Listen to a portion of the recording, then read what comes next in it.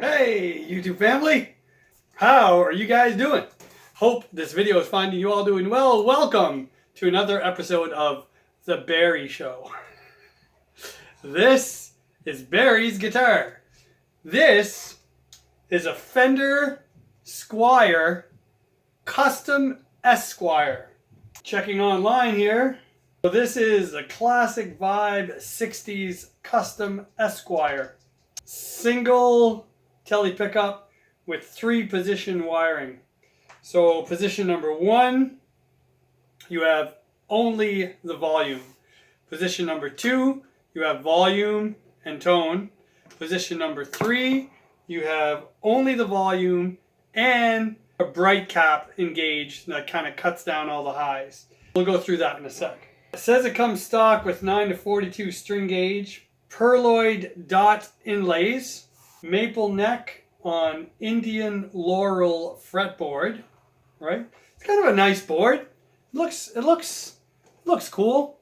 It's a little dry right now, but it's got some nice grain in it. I think it'll look good once it's conditioned. This is the 3-color Sunburst. They retail here in Canada for $629.99. But they're on sale currently at our local music store for $549. A C-shaped neck, very comfortable, very Fender-esque. Typical telly headstock, got the old classic style tuners, crappy butterfly string tree, I don't know why they put that on. And bow nut though, 21 frets, traditional ashtray style 3-saddle bridge. These saddles kind of suck because you cannot set the intonation bang on. They are just round barrel saddles. They are non-compensated. Nice finish. No major issues whatsoever. There's a couple of little paint issues around the binding. But, you know, for a $549 guitar, what do you expect? Really cool. So Barry asked me if I could change the saddles to brass compensated saddles. He asked me if I could polish up the frets and condition the fretboard. And really, that's all this guitar needs. The fretwork is actually pretty good. They're a little sharp on like the top edge of the fret, but there's no fret sprout all the way up and down the neck. None. And the frets are super level because I can't get this thing to fret out or buzz. So that's great. And the other thing too is that it has a 9.5 radius fretboard. The body material is NATO, so it's not alder or not, you know, some of the typical woods that you'd find in telly. So yeah, pretty cool guitar. So here's what the cleans sound like.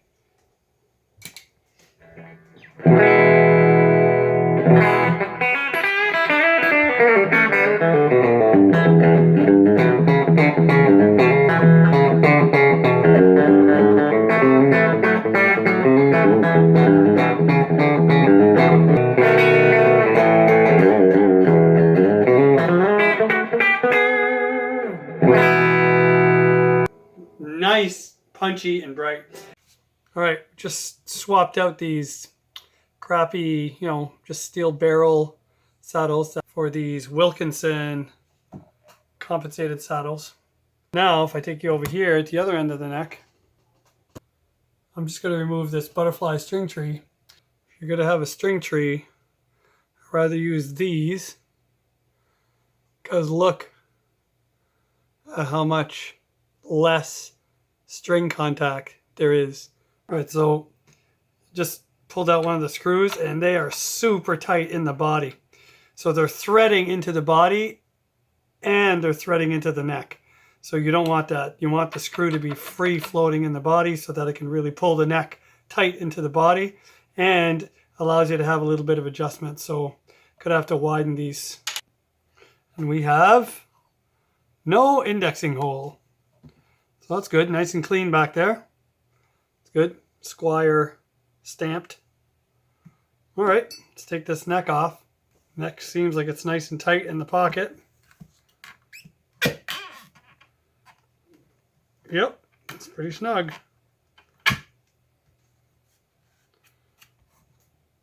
Looks like a nice route. Oh, okay. Well,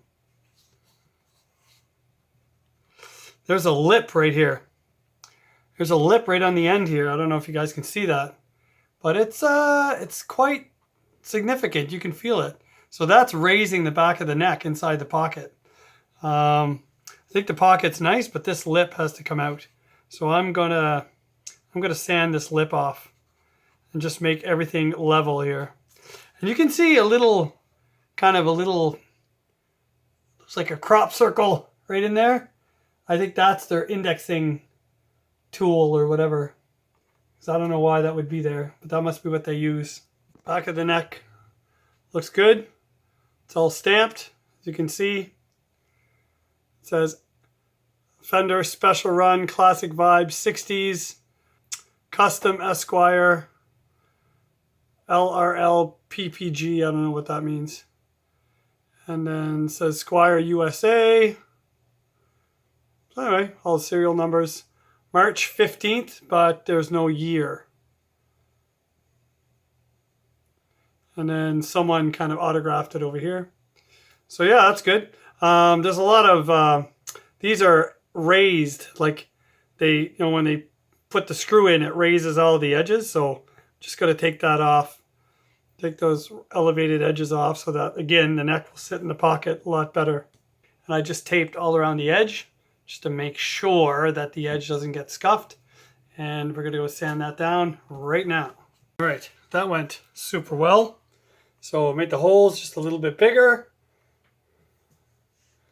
So now the screw, right, can flow freely through the body. And we got rid of that lip. See, super level. There's no lip whatsoever. Before we put this neck on, I'm gonna polish these frets. You would think they're not too bad, but I already did 3 of them and look at the difference. Watch. Look how shiny those suckers are compared to that. Those are gray and these are silver. Unreal. Look at the reflection in those first 3. Right. So we got all the frets polished. Now the lighting's not great in this part of the basement. But yeah, they're super nice and shiny. And we conditioned the fretboards. Look at that grain just popping out. That's awesome. Looks great. My only question is, for Fender, why do I have to do this, Fender, on your guitars? Why don't you guys do it? Polish your frets, condition your fretboard, right? Bore out those holes, sand all the inconsistencies out of your neck pocket. Like, do that before you send the guitar away for sale. It's not that big a deal, guys. It's really not. Anyway, got to reassemble this and put some strings on it. Right, we got the new strings on, and we got dead center string alignment over the magnets. So it's perfect. Really nice all the way up. And that new string tree is much better than the old one. Or the original one, I should say. Yeah. A little polish going on. Looks great. So I'm going to set the intonation, plug it in, give it a whirl.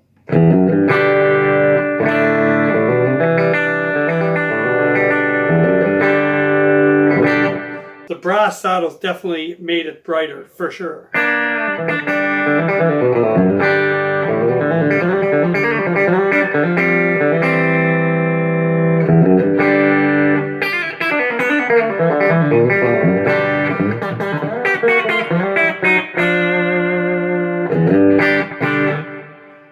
Middle position. So right off the bat, you notice a little warmth. As soon as the tone is engaged in the middle position, it warms up a bit. So here again is position number 1. Position number 2. See, it loses that edge. I don't know if it's coming through the video.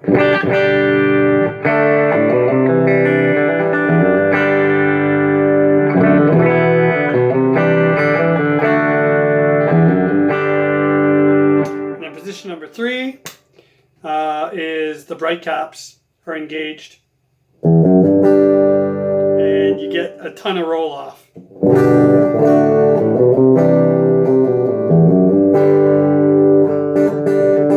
And you do get a volume drop too.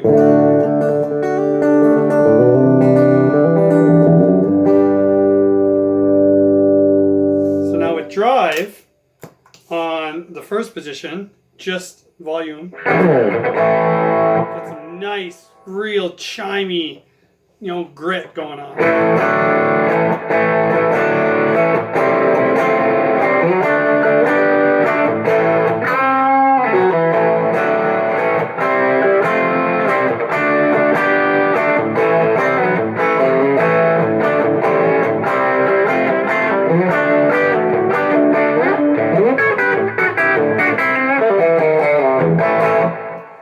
And then in the middle position, same thing, just a little warmer.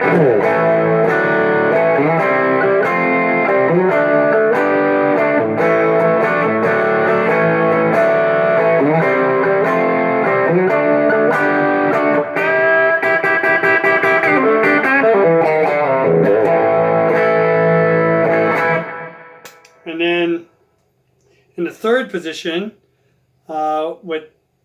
with the highs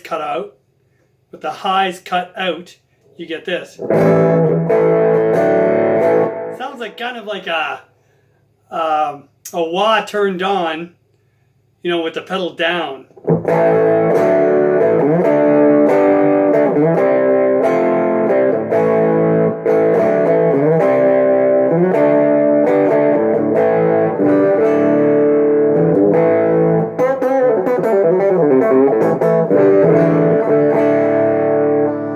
Heavier gain in position number 1, you get this.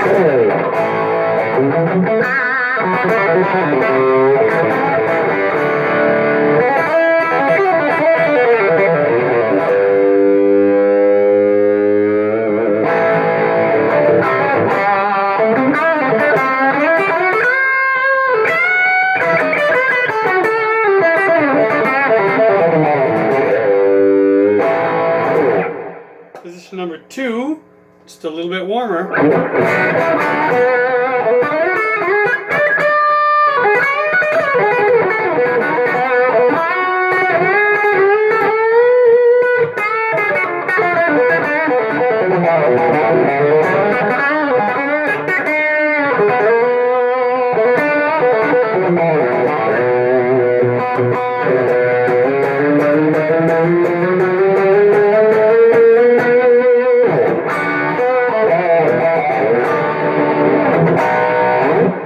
And in position number 3, you get a heck of a lot warmer.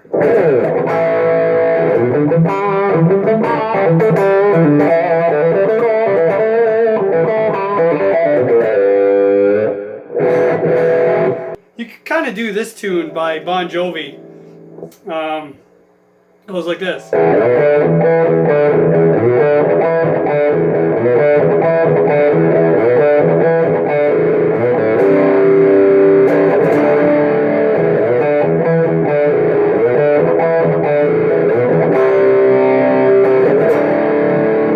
then to flip to the solo, you just go to the lead pickup.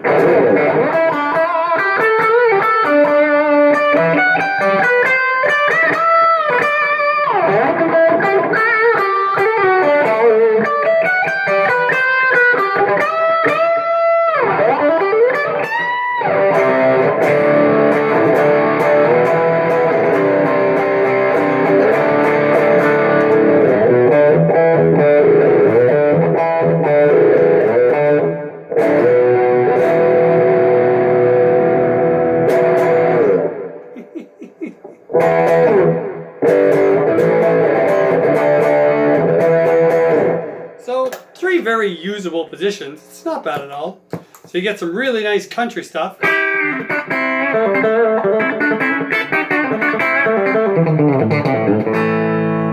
great overdrive.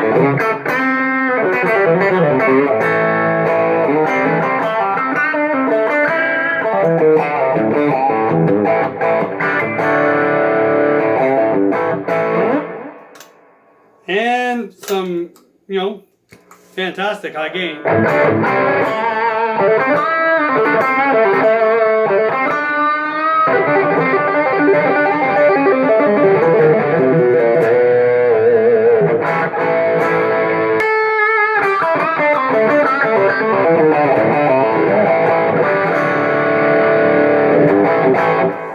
And for new strings, still stretching, stays in tune pretty good.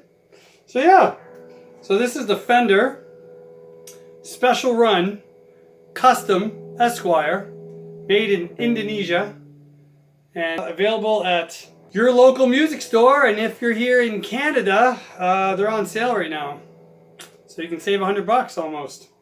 So not bad at all. If you only need one pickup, it's the way to go. Anyway, you guys take care. Thanks, Barry, for letting me play with this and set it up. It's pretty cool. It's always cool to see how guitars are made and stuff. I lost some video at the start, so just so you know, this guitar weighs about 7.5 pounds. This is a real blade switch, and these are full-size pots. They are Korean pots. It says made in Korea right on them. There are 3 capacitors. There's 2 on the switch and 1 at the tone stack. And these vintage tuners, they're okay. They're not extremely high ratio, but they hold tune pretty well. Fit and finish is, you know, pretty nice. Pretty nice. Not a bad little Squire. So you guys let me know if you have one of these, what you use it for. Take care. God bless. Thanks for tuning in.